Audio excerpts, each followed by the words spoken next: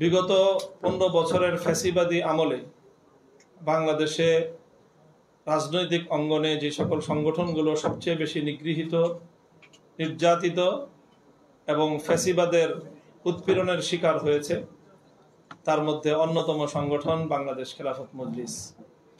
বাংলাদেশ খেলাফত মজলিসের কেন্দ্রীয় প্রায় সকল নেতৃত্ব দীর্ঘ সময় কারাগারে নিক্ষিপ্ত হয়েছে এবং সরাসরি ফ্যাসিবাদী রেজিম সরকারের প্রধান শেখ হাসিনা শাহীর সরাসরি টার্গেটে পরিণত হয়েছিল বাংলাদেশ খেলাফত মজলিস এবং তার নেতৃত্ব।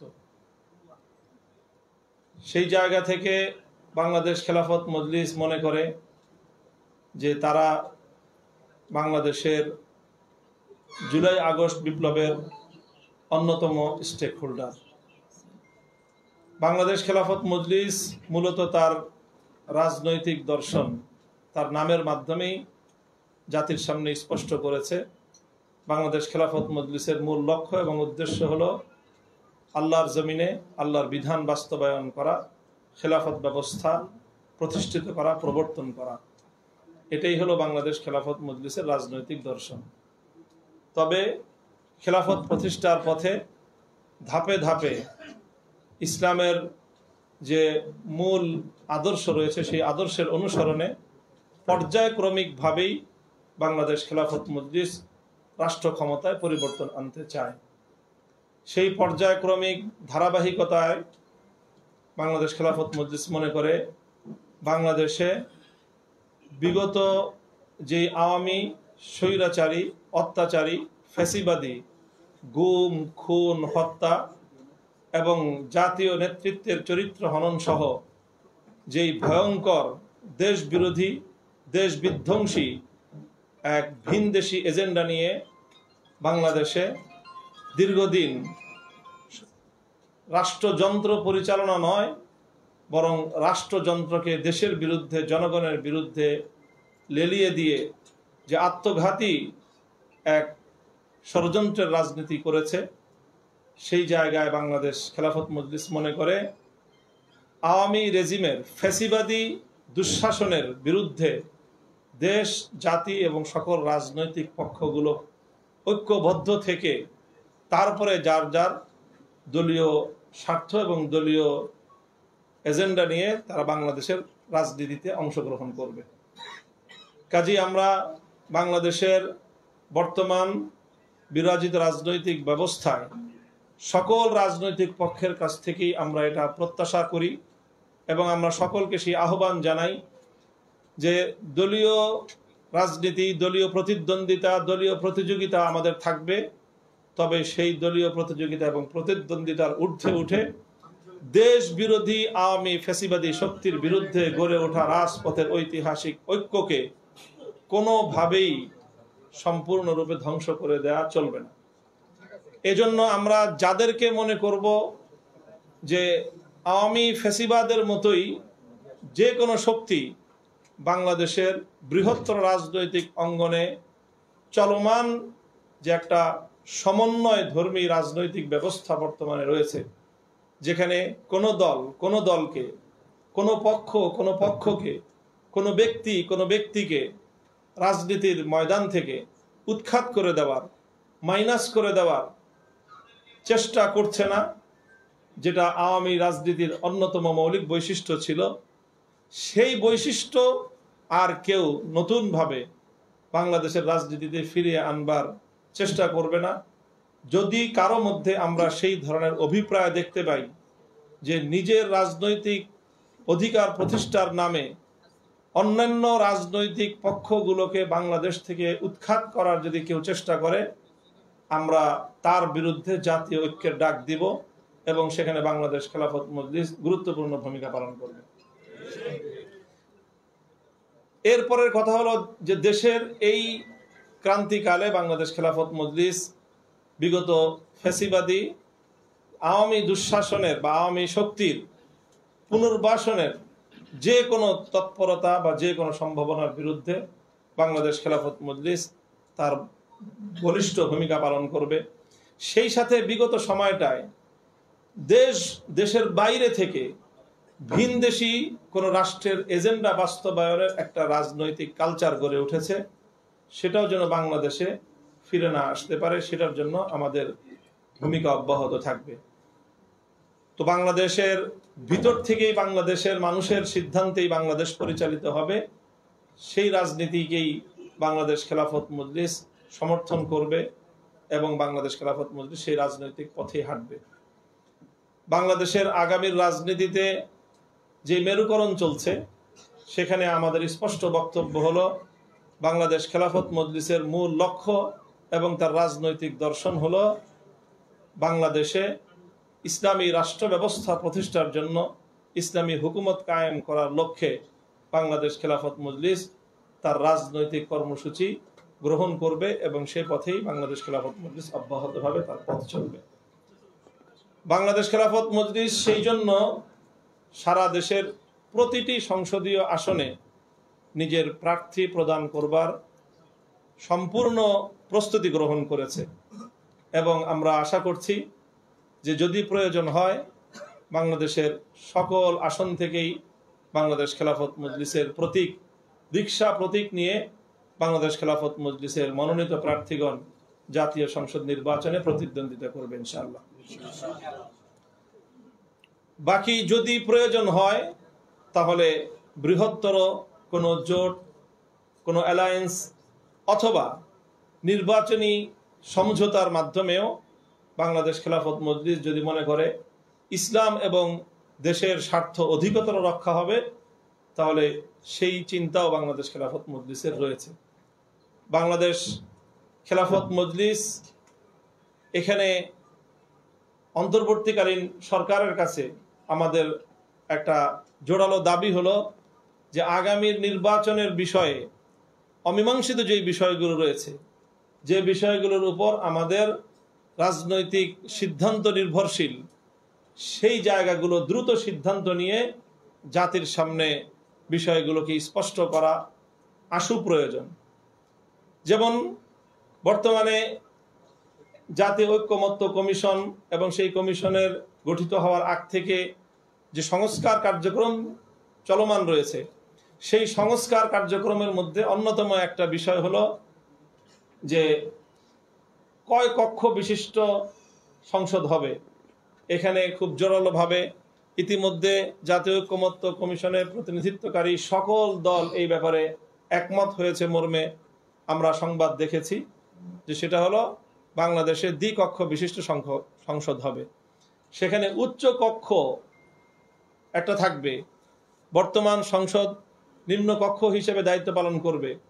সেই জায়গায় উচ্চ কক্ষের সদস্য কতজন থাকবে সেটাও মোটামুটি ঐক্যমত্য হয়ে গিয়েছে ইতিমধ্যে, কিন্তু সেই উচ্চ কক্ষ কিভাবে নির্বাচিত হবে, উচ্চ কক্ষের সদস্যবর্গ, নিম্ন কক্ষ কিভাবে নির্বাচিত হবে, এই বিষয়গুলো এখনো পর্যন্ত কোনো সিদ্ধান্ত গৃহীত হয়নি।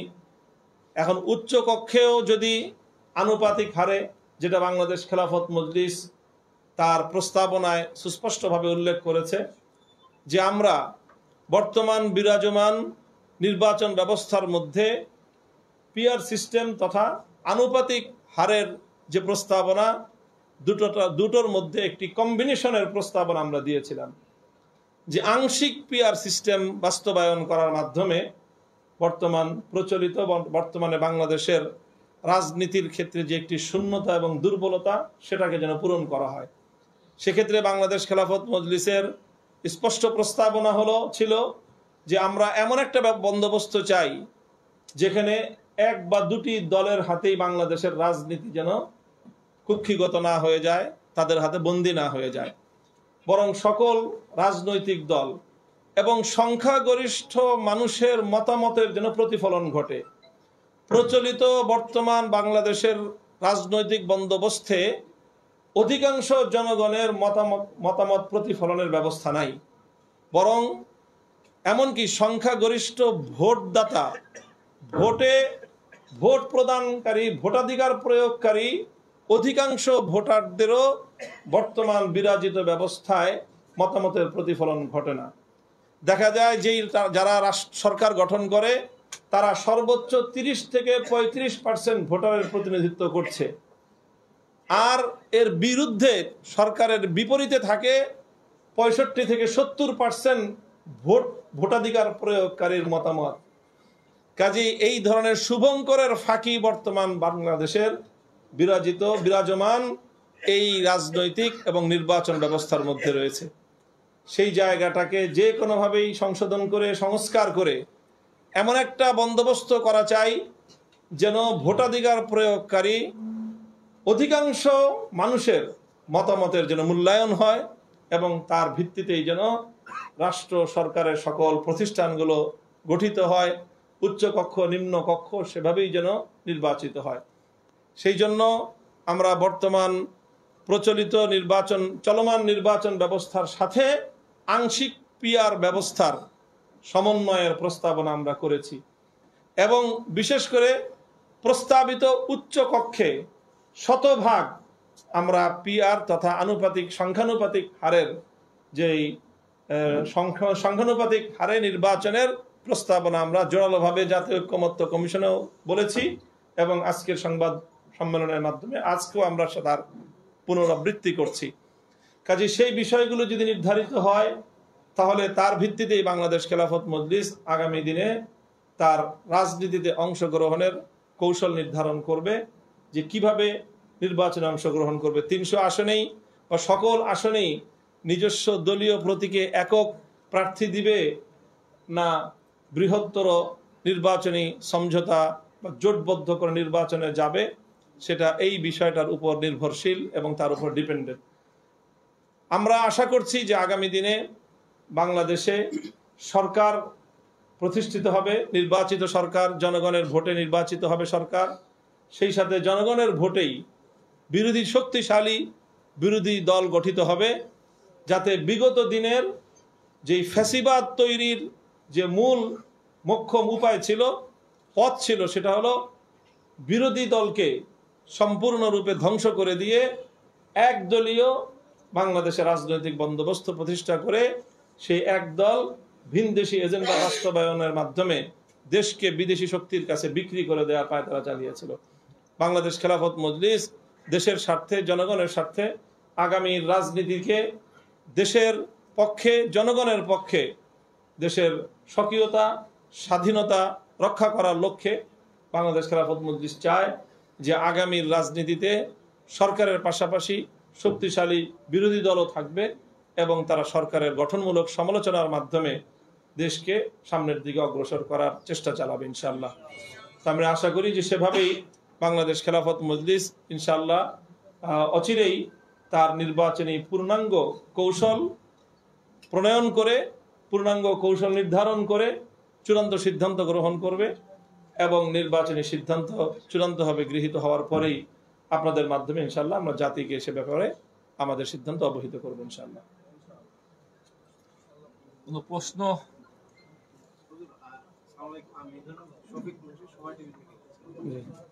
আপনার কাছে জানতে চাই যে গতকাল সোহরাওয়ার্দী উদ্যানে একটি মহাসমাবেশ হয়েছে ইসলামী আন্দোলন বাংলাদেশ, সেই মহাসমাবেশে আপনাদের পক্ষ থেকে প্রতিনিধি দল অংশ নিয়েছে। সভাপতির বক্তব্যে গতকাল মহাসমাবেশের যিনি সভাপতি ছিলেন তিনি জানিয়েছেন যে আগামীতে অগ্রগণ্য রাজনৈতিক শক্তি হিসেবে জোটবদ্ধ ইসলামী দলগুলো আত্মপ্রকাশ করবে। আপনি কি এই বক্তব্যের সাথে একমত কিনা এবং ওই জোটে আপনারা শরীক হবেন কিনা? এবং 1 নম্বর প্রশ্ন। দ্বিতীয় যে প্রশ্নটা, আগামীতে জাতীয় নির্বাচনের আগে স্থানীয় সরকার নির্বাচনের আপনাদের কোনো দাবি আছে কিনা, বা স্থানীয় সরকার নির্বাচনটা আসলে আপনারা কখন চান? ধন্যবাদ। প্রথম যেই প্রশ্ন এসেছে ভাইয়ার, সেটা হলো যে বৃহত্তর ইসলামী জোট বা দেশপ্রেমিক জোট, সেই বিষয়ে আমি আমার বক্তব্যের মধ্যে পরিষ্কার করেছি যে নির্বাচন ব্যবস্থাটা কোন সিস্টেমের আওতায় পরিচালিত হচ্ছে, পিআর পদ্ধতি কতটুকু থাকছে বা থাকছে না, এই বিষয়গুলো আমাদের চূড়ান্ত সিদ্ধান্ত গ্রহণ করার জন্য এটা অন্যতম একটা মৌলিক নিয়ামকের ভূমিকা পালন করবে। সেটা চূড়ান্ত না হওয়া পর্যন্ত আমরা আমাদের দলীয় সিদ্ধান্ত চূড়ান্তভাবে ঘোষণা করতে পারছি না। তবে বাংলাদেশ খেলাফত মজলিসের রাজনৈতিক ঐতিহ্য হলো যে ইসলামী শক্তির ঐক্যকামী সংগঠন বাংলাদেশ খেলাফত মজলিস। বাংলাদেশ খেলাফত মজলিস 1989 সালে প্রতিষ্ঠার 1 বছরের মাথায় 1991 সালে বাংলাদেশ খেলাফত মজলিসের তৎকালীন প্রধান শাইখুল হাদিস আল্লামা আজিজুল হকের নেতৃত্বে বাংলাদেশে ইসলামী ঐক্যজোট গঠিত হয় সকল ইসলামী সংগঠনগুলোকে নিয়ে। সেই থেকে দীর্ঘ পথযাত্রায় বাংলাদেশ খেলাফত মজলিস ইসলামী শক্তির ঐক্যকামী সংগঠন। কাজী এবারও আমরা বলছি যে যদি দেশের প্রয়োজনে এবং নির্বাচনী ব্যবস্থায় ইসলামী শক্তি ঐক্যবদ্ধ হয়ে জাতীয় নির্বাচনে অংশগ্রহণ করার প্রয়োজনীয়তা অপরিহার্যতা থাকে, তাহলে বাংলাদেশ খেলাফত মজলিস ইসলামী শক্তির বাংলাদেশের রাজনীতিতে উত্থানকে দেশের স্বাধীনতা সার্বভৌমত্ব রক্ষার জন্য অপরিহার্য মনে করে। সেই ক্ষেত্রে আমরা সে ধরনের সিদ্ধান্তই নিব। এর বাইরে স্থানীয় নির্বাচনের যেই কথা প্রসঙ্গ রয়েছে সেই ব্যাপারে বাংলাদেশ খেলাফত মজলিসের বক্তব্য পরিষ্কার যে এই বিষয়ে রাজনৈতিক ঐক্যমত ছাড়া কোনো সিদ্ধান্ত নেওয়া ঠিক হবে না। এই জন্য আমরা জাতীয় ঐক্যমত্য কমিশন এবং প্রধান উপদেষ্টা বরাবর বারবারই বলেছি যে এই বিষয়গুলো নিয়ে রাজনৈতিক দলগুলোর আরও ঘনিষ্ঠ আলাপচারিতার মাধ্যমে একটা মতৈক্য প্রতিষ্ঠা করেই তারপরে স্থানীয় নির্বাচনের দিকে যাওয়া উচিত।